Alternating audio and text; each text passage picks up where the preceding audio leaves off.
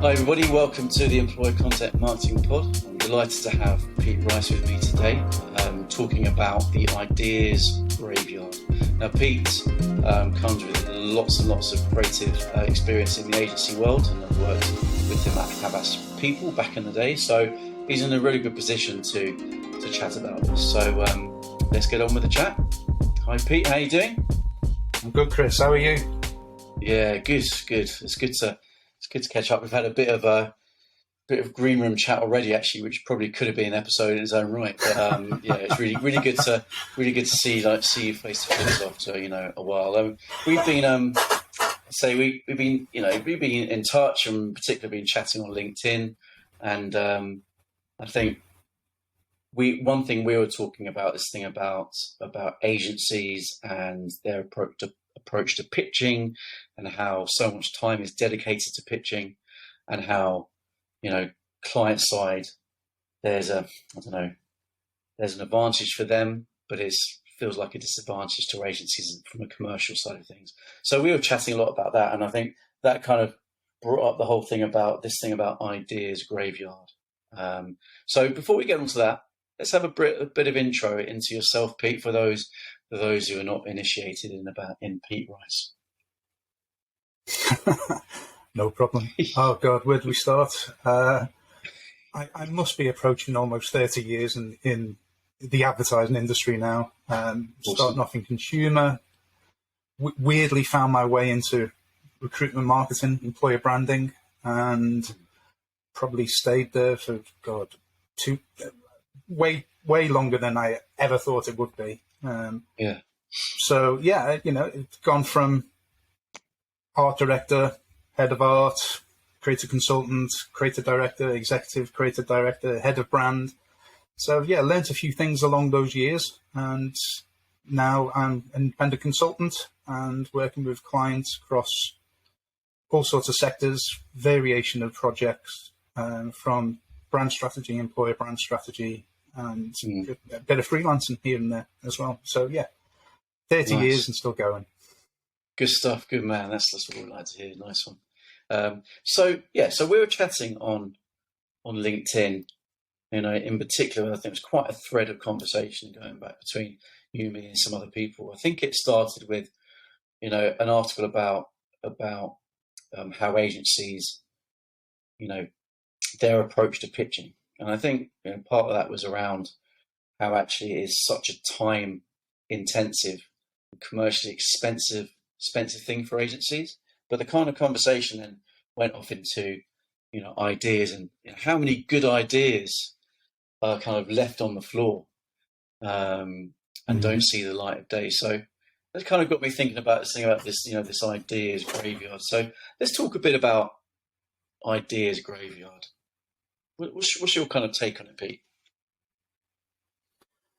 I don't think there's any getting away from it. I think anybody who chooses to get into the advertising business or anything similar, regardless of whether it's online, offline, experiential, you're in the ideas business, and you've got to ensure that you're coming up with the ideas that make brands famous, increase reputations, push product, or just helps define something in the market. So you're always going to be in search for that idea, and there's always going to be fallout. There's always going to be those ideas that didn't quite make it.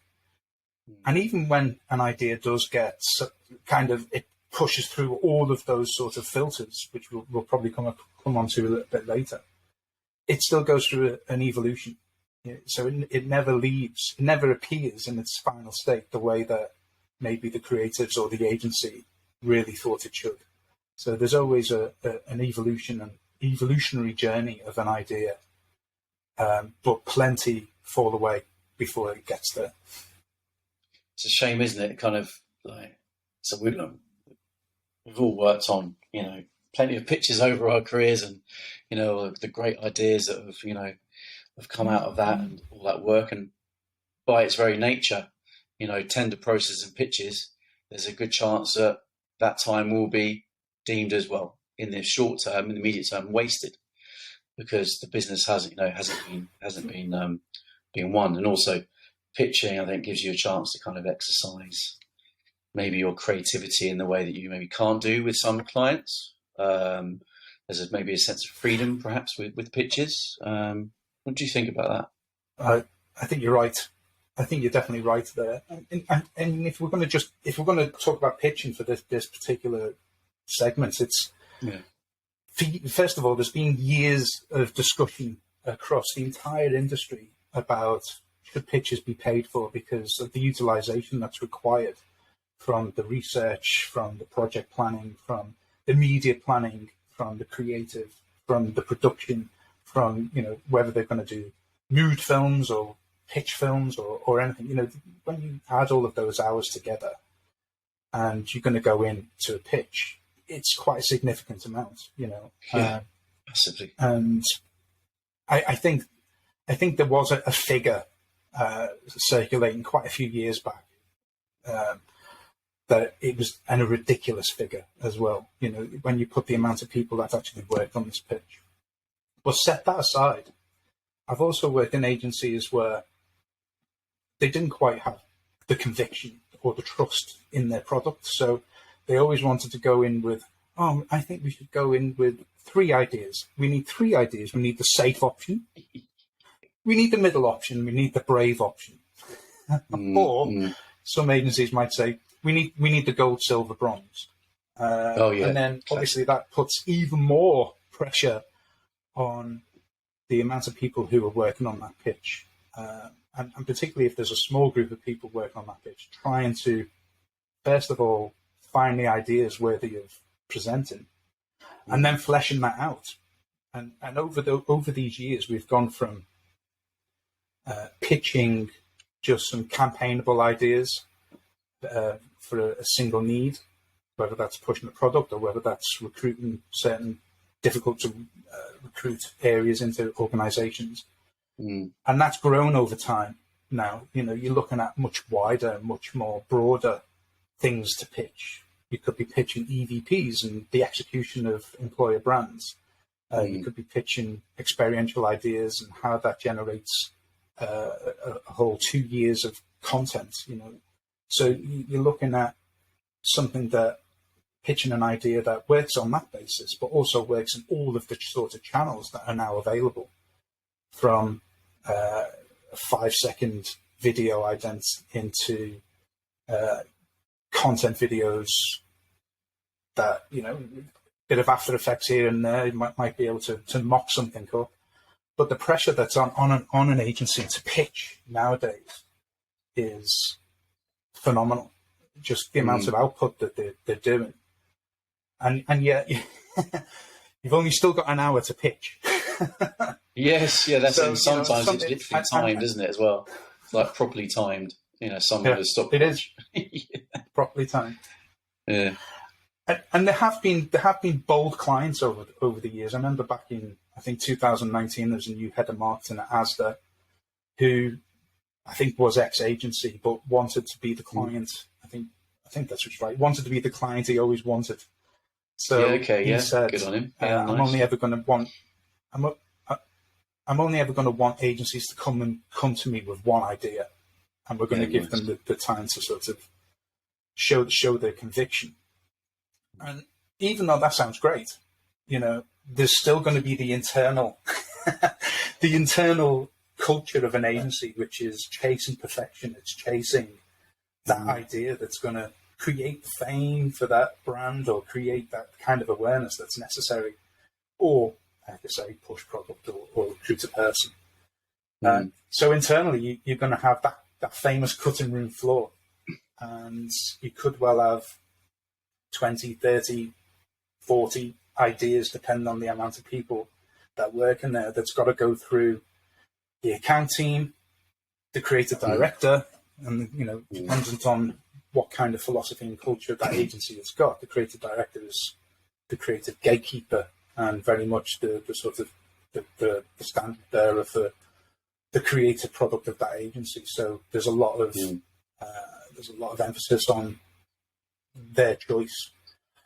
So, the ongoing battle continues internally in an agency to try and get to that idea that's going to work across everything and is going to excite an audience, thrill a client, and just make the agency feel as though they've potentially got some award success, or a fantastic case study that enables them to operate in a new sector or a new category.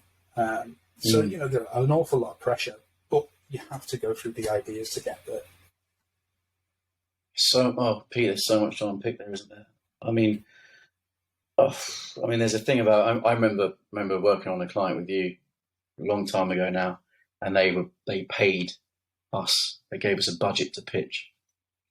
I think just even if it was only scratch the surface of the amount of time that is spent on that pitch and the whole process, that's a really good sign of intent or the future relationship that you have. And it was actually, because the work we did with them was just awesome, and we all pretty much enjoyed working on that account. So that thing about paying agencies to pitch is interesting, but then I can understand it where they go, well, but we can't then pay like 5 agencies, give them a budget, because that's going to be expensive. But then surely then actually it's the case of actually finding the right fit, as opposed to going through the tender procession, which is, well, we're going to have them just because they are, maybe the usual suspects. We've got to have them on the books. But isn't there something then about, well, if we're going to pay, which does show that intent of a good relationship, is that you've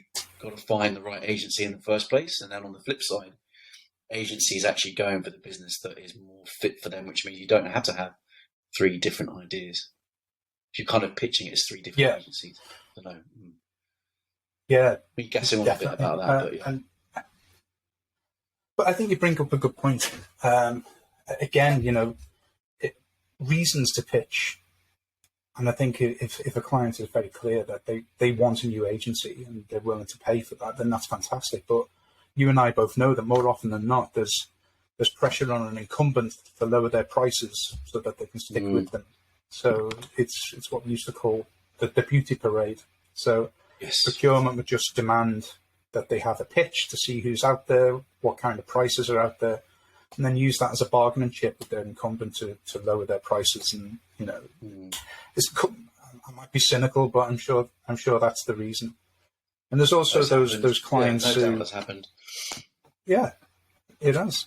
And there's those clients who, I used to just laugh out loud at this. We want you to pitch 3 ideas each, and we'll keep the IP. We'll keep like what? Yeah, you're really? Right. Really? Yeah. Yeah, that's so there brutal. Are chances. That is really brutal. But yeah, when clients have got the conviction that they do actually want to move forward, or they want the best solution, they want something that's going to, in their words, whether it's just disrupt their category or give them greater market share or launch a new product or whatever that might be. More often than not, that's a real reason to get behind the pitch and to put the resource into it. So this thing about so if we're saying that ideal world, and sometimes it's good to talk in ideal worlds, and then you apply the real world to it, and things adapt slightly. But I think it's a good starting point, and that is, let's imagine if organizations they choose, they don't have so much of the beauty parade, but they are very precise about who they choose because they know that they're the right fit for that organization. Now, that's great, but it does rely on the agencies to be very clear about who they are, and that's not just that that headline that sits on the homepage of a website. It's not just the values; it's being more open with the conversations and the content that you're sharing beyond just this is a case study. Yeah. We're going to do a panel discussion. A case study. We're going to give a talk, which is just really a case study. Come and buy services. I'd like to, in my small way, think that by doing this podcast that I know if people are listening to it, they kind of got to like get a vibe about, what I'm about. So, and if they don't like that, then fine. If they do end up thinking about people to work with, then they may go, well, no, Content Marketing Pod isn't right for us. But other people might, So to reel that back a bit, there's, I suppose, if we take this approach of companies, organizations choosing the right agencies, then there is an onus on the agencies to be more open about really what they're about as a business. Yeah, and sometimes to their detriment as well. Some agencies might not have, say, if the client is a fintech, let's say, and the agency doesn't really have any experience in that sector. They've never really pushed product or recruited for anyone in any of their competitors, or don't have that experience. Then some clients would just say, okay, that they shouldn't be on our list. But then some clients really want to look for they're looking for some disruption, aren't they? So you're looking for an agency who are I can't remember what the phrase is. It's on the tip of my tongue. Anyway, some of you can bring something different. And if they've been successful in all of the other sectors and all of the industries that they've operated in, and they've delivered results, then they might have something, or the resources, or the people, or the thinking, that might just work wonders and go against the conventions of the market that they operate in. So I think there has to be a leap of faith in some respects.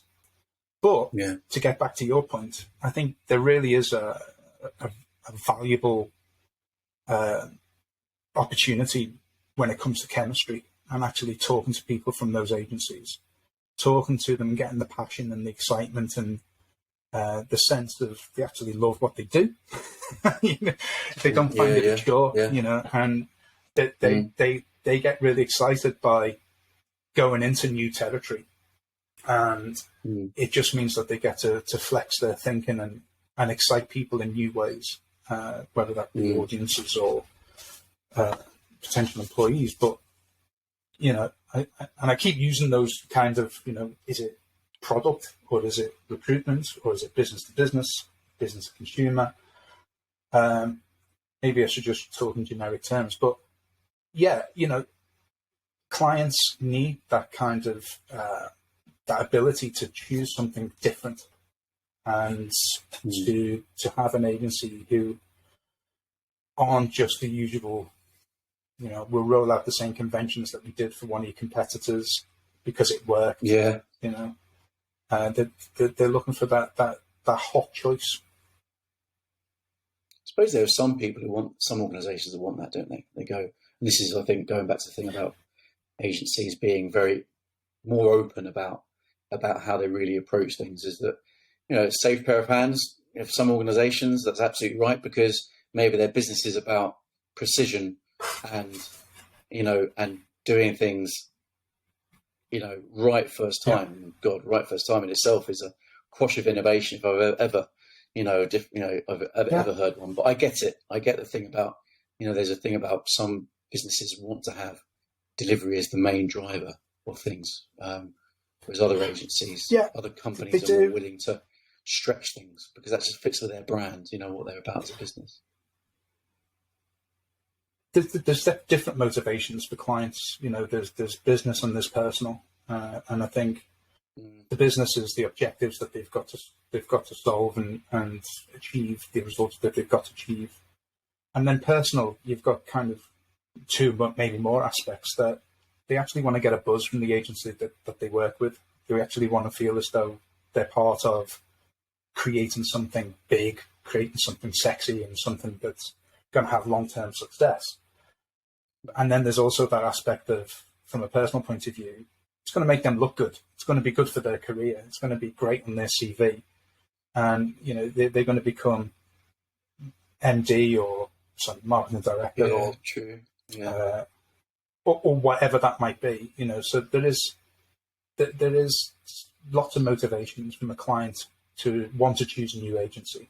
And whether chemistry or safe pair of hands or excitement and the ability to strategically think and create new things that can elevate them to their next place, but keep it going as well with some sort of long-term plan. And I think that's the strength of an idea. It has to be long-term. It's not just the agency. It's not just the length of time a marketing person is in position. You know, the idea needs to be able to live. Yeah, absolutely. And I suppose then it's, if something isn't truly rooted in what that organisation is about, especially from a employer branding, employer marketing perspective, then it won't have longevity, because it just becomes more of a tactic than anything, than anything else. And I've had a fair old journey in the world of employer branding. You know, I remember going to a conference once, and I asked, there was a client stood up talking about a particular case study of theirs, which was an employer brand that they just launched.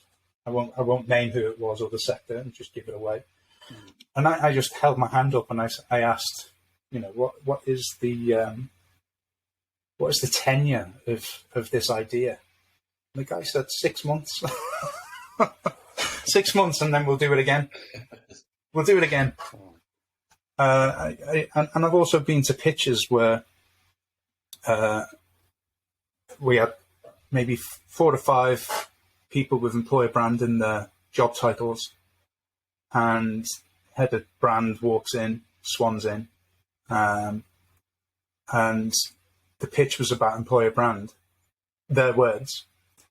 So we started talking about it, and they stopped us, and he said, look, you know, we don't refer to the term employer brand here. Okay. So, you know, what can you do? What can you do?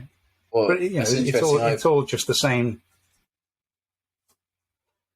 Go on. Well, what are you going to say, that's Chris? really interesting, because I've mentioned this on this episode before. I actually worked with Rowan Marriott, who's just recently just finished as head of resourcing at Signet Healthcare, and he said that the term EVP and employer brand was banned, because at the start he was going and using this terminology, and they went, "What are you talking about?" You know, so I think that's really interesting, because there is something about, and again, this, I suppose, this can be connected with the thing about making sure that the right ideas are done, or the right ideas sit well in the first place, and that's how you kind of the language you use around employer branding, employer brand, EVP. I mean, that's a whole other conversation. But the thing about this, the thing about go on, mate, go on. Yeah, it's true, and I think, you know, some of that kind of friction that happens internally within client organisations is also a killer of ideas. You know, if you go in knowing that there is actually only one brand, it's just that brand is slightly executed differently for specific audiences. You know, you look at, you've got suppliers, you've got shareholders, you've got employees, and then you've got customers. And in between those sorts of customers and those employees, you've got potential employees. So the whole business to people kind of aspect of marketing is a peculiar one, because who owns it? Yeah. I think there'll always be that kind of friction.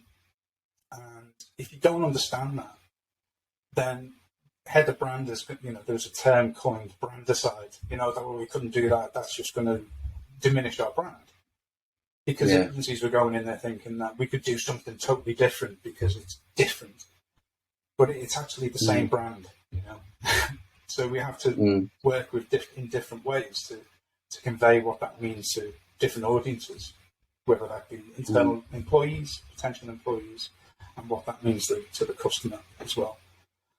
So, you know, I think they'll always, it's diminishing now, definitely.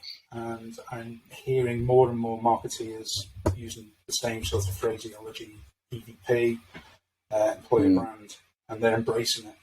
And it's good to see. But, you know, personally, I think I could do a whole evening with Pete on some stories regarding the battles and the fights and the conversations and the sort of experiences that we've had along the way to get where the industry is now. Well, mate, I might hold you to that because there could be something. I've been, looking at maybe doing a few like little events, and that definitely could be something that we could do. No, there's a wealth of stories, not just from me. I'm sure. God, I'm sure there's been plenty of those sorts of conversations and eyebrows raising moments where you just think, "Oh my God, I just say that." Could be a bit of a cathartic amnesty of agency people just going, "Oh, I feel so much better for that." One of the reasons why Rob Mayhew, LinkedIn, TikTok comedian about agency life is so just amazing. I had him on the podcast several episodes ago now, but I know. And you touched on obviously a lot of it already, but that thing about the 3 ideas, right? 3 routes. Well, I remember quite a few years back, I was part of an agency in Omnicom Group, and we invited Larry Barker, who was actually Ronnie Barker's son, but he was creative director at BNP at the time. Okay. And we invited him to come and do a talk to us as an agency, and he kindly accepted. I think we bought him quite a few bottles of expensive wine, but he came along and he kind of visually demonstrated what a big idea was. And he just got a handkerchief out and he said, "Look, I could blow anywhere on this handkerchief." And the handkerchief was the idea. He could just blow his nose anywhere on the handkerchief, and those little tiny executions could exist within this idea. Think what you will about the metaphor, but first of all, you need that you need that big lead idea, and that's the thing that then is going to encourage all of these other tactical ideas to grow. And so, you need this big strategic hook that's going to enable this petri dish of creativity to then foster these new thoughts and these new directions and these new ways to interact and connect with the audience in ways that potentially hasn't before. And it's, if you can find that petri dish that encourages the most legs, the most sort of things to grow, then that's gold dust. But you've got to always find that lead idea, that lead thought, and that's based on the strategy. That's based on the brief. That's based on having a full understanding of what it is that you're trying to solve, what it is that you're trying to achieve, and the kind of restrictions that you're playing with. Is it time restricted? Is it budget restricted? Is it brand restricted? And more often than not, restrictions do help in the creative process. Having a deadline always helps. Yeah, absolutely. You always get to some sort of result. So when you've got that big idea and everyone in the agency is excited about it, it could take 10 to 20 goes at trying to get that. But, if you've got the setup as an agency that you're only going to present one to the client, then it's that petri dish that encourages the most growth in the creative kind of way. Right. And you think that it'll work across those channels and it'll work across those kind of opportunities. And that's a massive process. And that's going to involve more resource, more so now because the marketing, the field of you get to play in is just vast. And then, and I'm just thinking domestic, if you're going to go to global, does it translate well? Does it fit into the culture of that particular country, that territory? So much to think about. So, it's a hard task, which is why ideas just more, they need to have the tires kicked. They need to really go through the mill, and the stronger survive. And there's, more often than not, a few senior people who are sort of saying, yeah, that could work. Just put that to one side. No, that won't work. No, that won't work. And why? And why? more often than not, you don't want anyone in agency say, "I just don't like it." You've got to be really constructive, because don't like it doesn't really cut it or work. So you've got to explain why it's not going to work, or why it's not working as well as perhaps that concept is. So, all of that kind of rigmarole that you go through, eventually you've got this handkerchief that you can blow your nose in all sorts of different places. And that's the appeal, knowing that you've got an idea that's going to work across territories, across channels, and have some longevity to it as well, more importantly. It's not just a 6-month project. This is something that you've phase 1 of, up to phase 6. It's going to build fame. It's going to make your brand renowned. And it's going to ensure that people interact with it and it stays sticky. There's a word I haven't heard since the 90s. It stays sticky with them. Yeah. So yeah. A huge process, and ideas are always going to go onto the cutting room floor, sadly. But it has to happen. And here's the secret. Ideas never die. They just go through a resting place until there's an opportunity to perhaps revive them. But, a lot of agencies have got their own models. They've got their own ways of defining what that strategy is. But ultimately what you want to do is by convention, kind of find the opportunity in which your idea is going to work better than, I don't know, any of the other sort of brands in that particular space. But you unleash that truth, find that great truth about the thing that you're trying to sell or promote or create awareness of, and just unleash that truth. There was a great, I can't remember his name, but there was a fantastic creative director of an agency throughout the 80s and 90s. And I can't even remember what the name of the agency is now, but he had a famous sort of saying, and it was simplify, then exaggerate, and that was his kind of creative philosophy. You simplify what it is that you're trying to say, who you're saying it to, and really boil it down to a core essence, and then exaggerate it, then let the creativity take hold of it and create those ideas that flourish, entertain, excite, all those sorts of things that an idea should do. It goes back to that thing about I always like doing the thing of going, well, look, I've got a bit of an idea, but that's as far as it goes at the moment. What do you think? It's not about going, here it is, here's my homework, present it. I think there's that, an idea doesn't have to be fully formed for it to end up becoming a good idea, because someone else listens to it and changes it and it becomes something different. An idea isn't really the property of one person. It bounces. Whether you're in a traditional creative team, you're bouncing ideas off each other, and then you're inviting other people in, and they've got their opinions based on their professional opinions, of course, but based on their knowledge of the brief and also based on their experience. Every idea or iteration of that idea is that paving stone that leads you to the final destination in some way. Yeah. And even when you've got there, when you've got to that final destination, some of those things, some of those lines, some of those treatments that you've potentially thrown away could be the best intro line into your copy. They could be the best piece of content potentially that ties into that big idea. So that's what I mean. Ideas never die. They just they're just waiting for you to realize how good they were. Yeah, and you can absolutely. use them time and time again. But you can't. You should only use them once.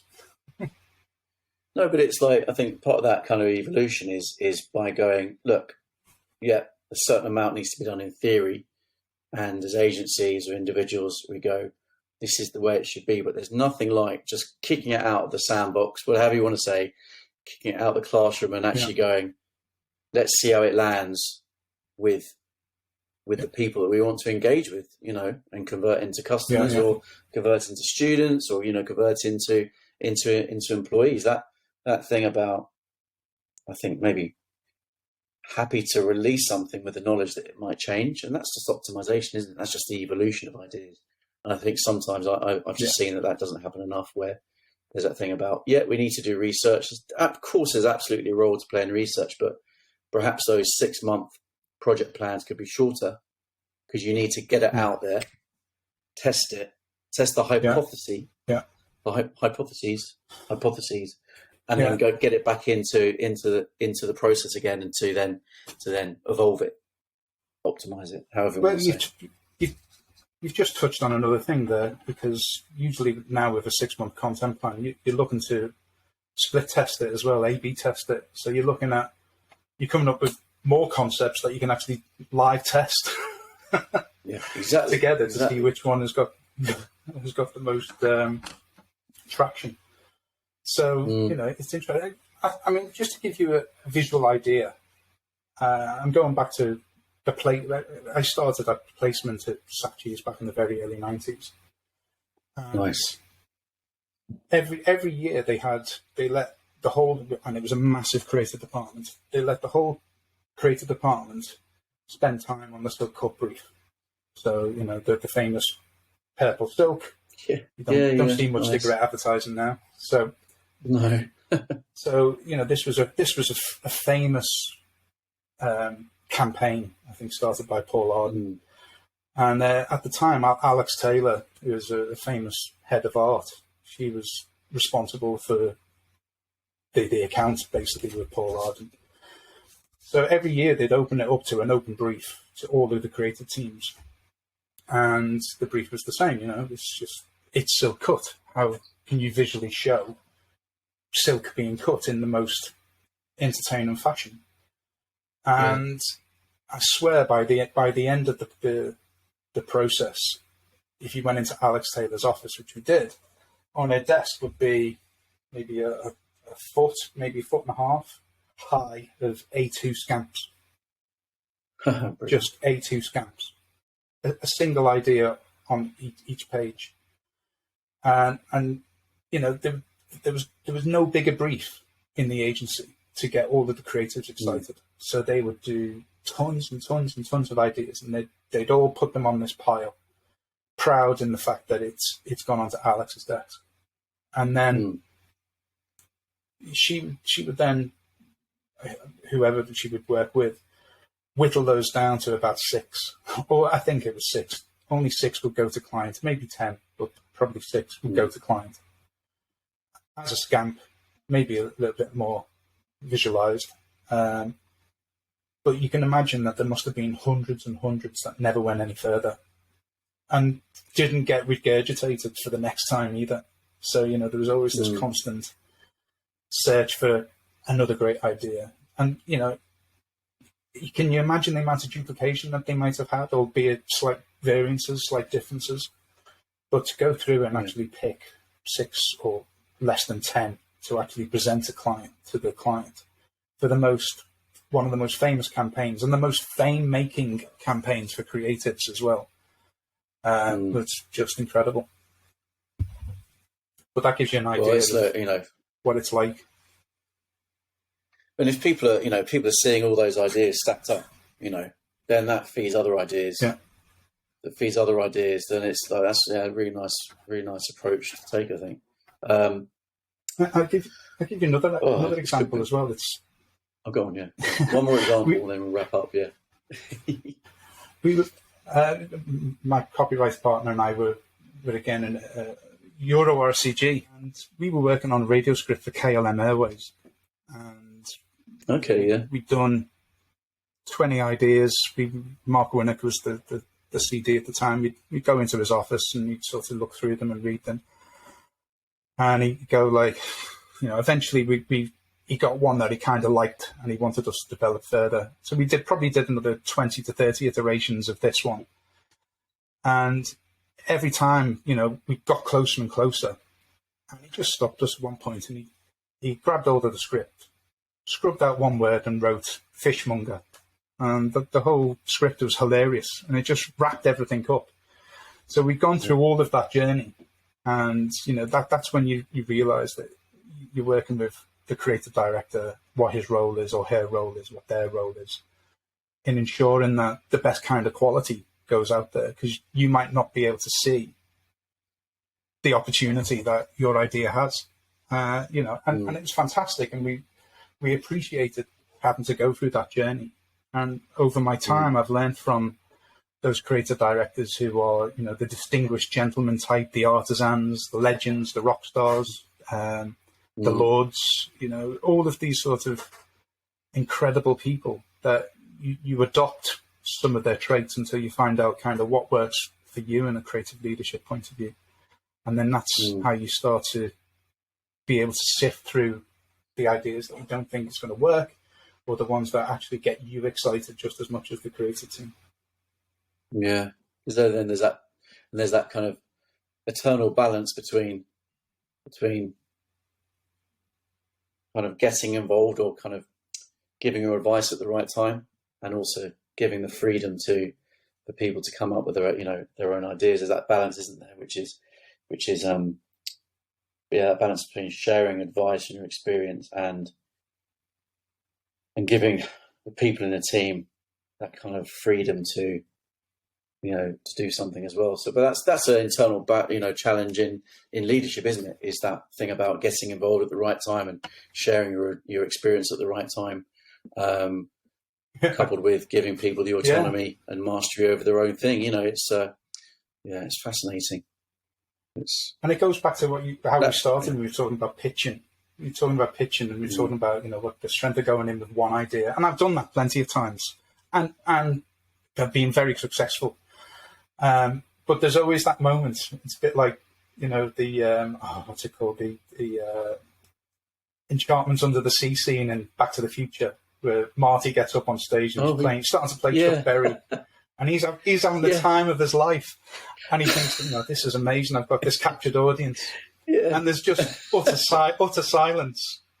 But he kind of says, "I guess you guys aren't ready for this yet, but your kids are going to love it." And that's the kind of everyone's dancing in the end, anyway. That's the kind of moment sometimes you're faced with a pitch when you drop this amazing idea. It's just. Yeah, very true. God, it's and then you sometimes get that feedback too creative. That's it. But it's there's that ability to be vulnerable, but vulnerable and confident about something, to be able to just let it loose and to get any kind of feedback from it. But that goes right back to the thing about organizations finding the right fit, and actually maybe, having less agencies pitching, and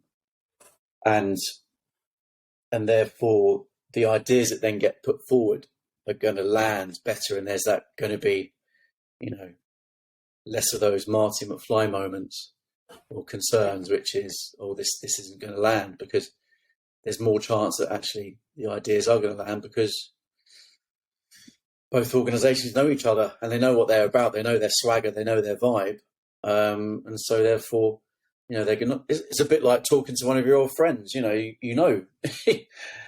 a good chance they're going to come back with something that you agree with. Yeah. But ideas, they have to go through. They have to go through so much, and you have to have so many for one to survive, and then not just survive, but turn into something even bigger, and last even longer. So, and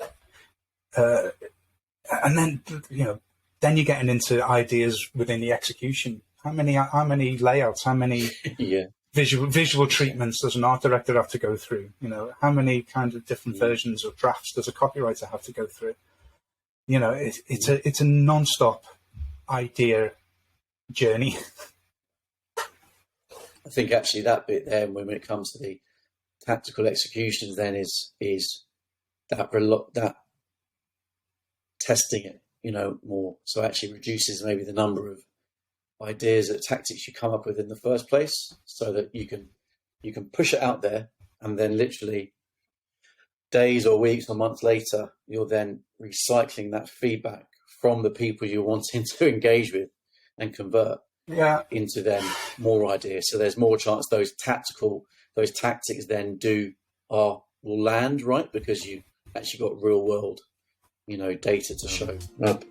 Pete, it's been a good chat. We could easily add an extra half an hour onto this, but maybe we will. There's stuff we can revisit for sure. As we get to the 100 episodes mark, hopefully, in the next few months. I'm ambitious about the number of episodes I can get out, but it's been great chatting. Really appreciate it, Pete. So it's been great catching up as well.